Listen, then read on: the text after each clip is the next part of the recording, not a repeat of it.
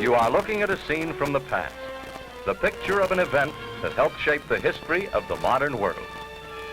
The date is May 20th, 1927, a windy morning at New York City's Roosevelt Field. Just a little before 8 o'clock, a young man named Charles A. Lindbergh climbs into his waiting plane, the Spirit of St. Louis. Fighting the gusty winds, the plane bucks and bumps across the rough ground of the field, and the world holds its breath. Finally, the wheels lift and the plane rises in the air. Its destination, Paris.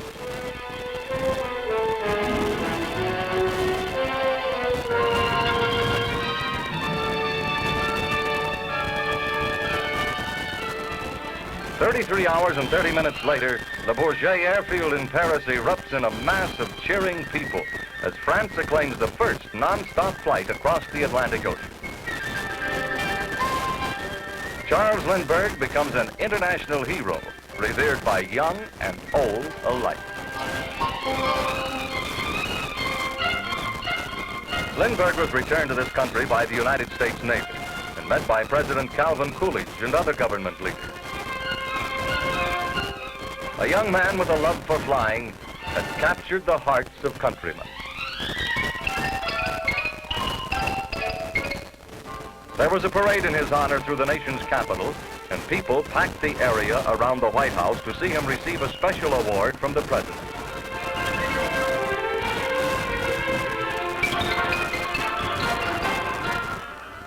His arrival in New York was heralded by a steaming flotilla of yachts and tugs that almost filled New York Harbor. Planes whizzed overhead in recognition of Lindbergh's daring venture that proved the worth of aviation to the world.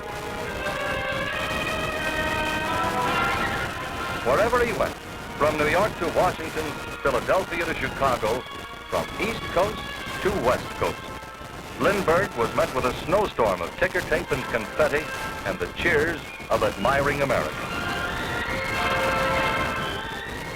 In cities and communities all over the country, people stood in huge crowds to see Lindy bestowed with medals and decorations, honoring this man who helped speed up the development of the modern air raid.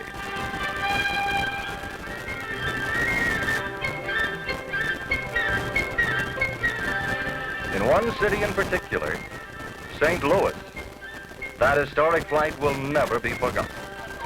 For without the help and backing of St. Louis citizens, Lindbergh may never have made the trip across the Atlantic, nor become an international hero.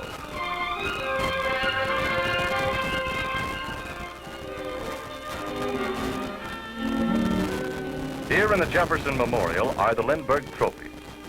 In charge of the collection is Mrs. Frank Kurtz. In 1927, when Charles Lindbergh was planning his famous flight from New York to Paris, he was an airmail pilot living in St. Louis and flying between St. Louis and Chicago. It was 9 St. Louis businessmen who raised the money to pay for his plane, which he had made in California. And that's the reason it was named the Spirit of St. Louis, because of the men who were backing him here. After the flight, which of course was successful and made him the greatest hero in the world, Lindbergh was sent medals and presents and honors from every place you can imagine. They ranged in variety from magnificent busts like this one by sculptor Joe Davidson to simple little model airplanes like this made by some child.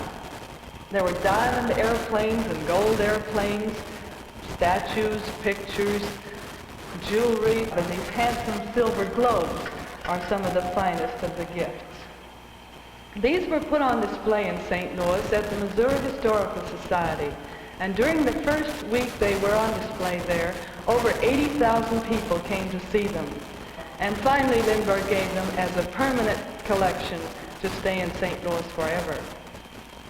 Among the very valuable presents that Lindbergh was given is a handsome gold dresser set and a magnificent chest of flat silverware that has 197 pieces. One time someone asked why Lindbergh didn't keep some of his valuable trophies. Lindbergh explained that to him all of the gifts are equally precious, even the very simple little things made by children. Therefore, he liked to keep them all together for everyone to enjoy. There's only one object that he did keep for himself, and that was a pair of binoculars that he needed for his work. One of the most interesting things to see in the Lindbergh collection is his flight suit that he wore on the trip from New York to Paris. It shows you how tall Lindbergh is. He's over 6 feet 2, and it's a very warm suit. Reminds us that in those days the airplane cabins weren't pressurized.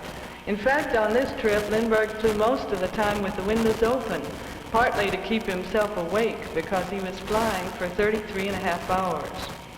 With the suit are his flight boots, which he actually made himself, sewing every stitch.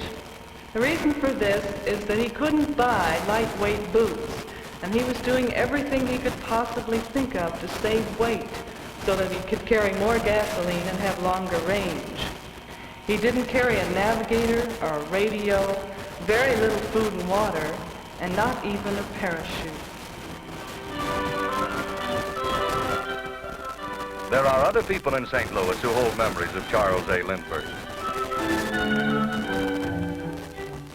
Back in the 20s, Lindbergh was flying the mail for the late William B. Robertson, whose portrait you see here. Mrs. Robertson remembers Lindbergh well. We received an air-mail contract, number 2, the route between St. Louis and Chicago. And Lindbergh was made chief pilot for this route. And the other 2 pilots were Phil Love and Leslie Nelson. And we had 4 DH surface planes, Army surface planes, that we converted into mail planes. They flew during the summer and everything went fine. The flight was always on schedule. But when winter came, most of the route was flown in darkness. And we had fog and icing conditions, and it was pretty difficult. My husband suggested that we stop operations until spring. But Lindbergh said no, and the other 2 pilots said no too. So they flew on most of that winter without emergency landing fields, lights, anything to guide them at all. Then after this flying, which they had quite a bit of it before we got the lights in, of flying in all sorts of weather, he came to my husband and said he wanted to fly the Atlantic, that there was a big prize offered, and he thought that the planes that we had nowadays and the four-wind engines, that he could make it. My husband said he was crazy, that it was a crazy idea.